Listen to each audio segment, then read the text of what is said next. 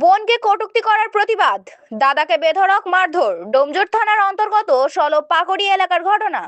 আজ বিকেলে এই এলাকার এক তরুণী রাস্তা দিয়ে যাচ্ছিল, তখনই মদ্যপ অবস্থায় এক ব্যক্তি তার রাস্তা আটকায়, কুপ্রস্তাব দেয়, কটূক্তি করে, এমনকি শ্লীলতাহানিরও চেষ্টা করে।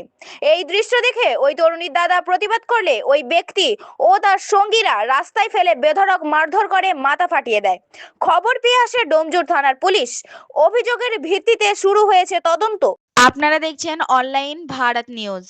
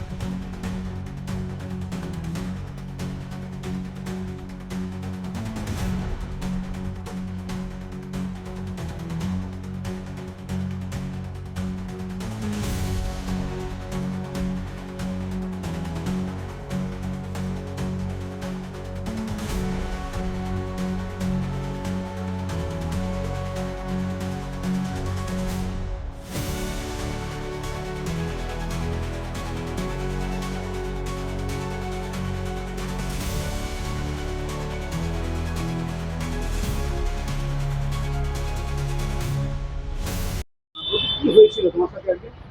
আমরা দেখতে বেরোচ্ছিলাম। আমি কিছুটা এগিয়ে এসেছিলাম, এসে দাঁড়িয়েছিলাম। আর দাদা তখনও বেরোয়নি। তারপর আমি এসে দাদার জন্য দাঁড়িয়েছিলাম। তারপর লোকটা এসে আমার রাস্তা আটকে বাজেভাবে আমাকে টাচ করতে যাচ্ছিল। আমি বলছিলাম যে বাড়ির লোককে ডাকবো, বললো ডাকতে যাও, যাকে খুশি ডাকতে যাও। তুমি বলছিল যে আমাকেও সুযোগ দাও, আমাকে নোংরা ভাবে আমার দিকে তাকিয়েছিল। তুমি কি চেনো কি?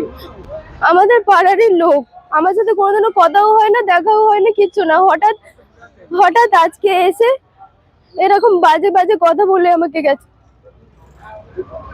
এর আগেও কি তোমাকে এরকম করেছিল? না না, এর আগে কোনো কথাও হয়নি, কিচ্ছু হয়নি। আগে আমাকে এরকম কিচ্ছু বলেনি। তুমি এখন আতঙ্কিত? অবশ্যই। তুমি কোন ক্লাসে পড়ো? আমি পড়াশোনা করি না। কি হয়েছে ঘটনা? আমি কলকাতার সায়েন্স সিটিতে মেলা বসেছে, তো ওখানে আমি যাওয়ার জন্য বেরিয়েছি ঘর থেকে। তখন বাজে কটা 2:10-15 হবে। তো আমি গাড়িতে যেহেতু লুকিং গ্লাস লাগানো ছিল না, কলকাতায় গাড়ি লুকিং গ্লাস ছাড়া ধরে, তো সেই কারণে আমি গাড়িটা লুকিং গ্লাসটা লাগাবো বলে বেরিয়েছি। তো দেখছি আমার বোনকেও দূর থেকে দেখছি টিটকারি কাটা হচ্ছে। তো আমি বারণ করতে গেছি, তো পাশেরই পাড়ার ছেলে ছিল। তারপর বারণ করে যখন আমার বাড়ির সামনাসামনি চলে এসেছি, সে আমার তখন ঠেলে দিয়ে বলছে, তুই বারণ করার কে? তাই বলছি, দেখ ভাই, আমার বোন তো তোরও বোন। বলছে না, ওসব আমি কিছু বলি না, নেশায় পুরো ফুল ফিটিং। কতজন ছিল ওরা?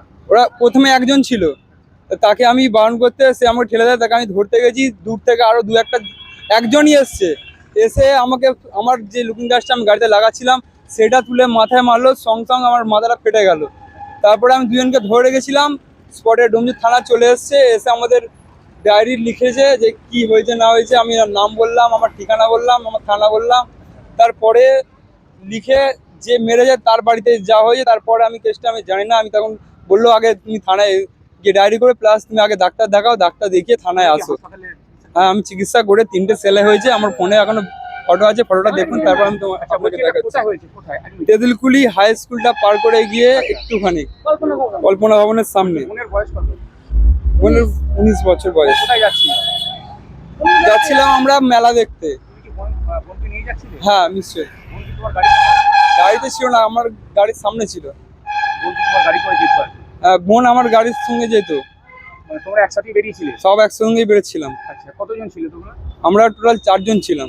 যারা এই আচরণ করলো তারা কি তোমার এলাকার ছেলে? হ্যাঁ, পাশে পাড়ার ছেলে। তো এখন তুমি কি চাইছো? চাইছি আমার যে জিনিসটা হলো, এর দায়টা কে নেবে? কে নেবে আপনি কি বলতে পারবেন কে নেবে? তাহলে তুমি এখন বিচার চাইছো? বিচার তো অবশ্যই চাইছি। বিচার ছাড়া আমি কি চাইবো? যে মেরে এত সাহস, বাড়ির সামনে, আমার নিজের ঘরের সামনে এসে মেরে চলে যাবে, এতটা সাহস। আমার ঘরের সামনে কেসটা হয়েছে। তোমার নাম? আমার নাম সুমিত দাস।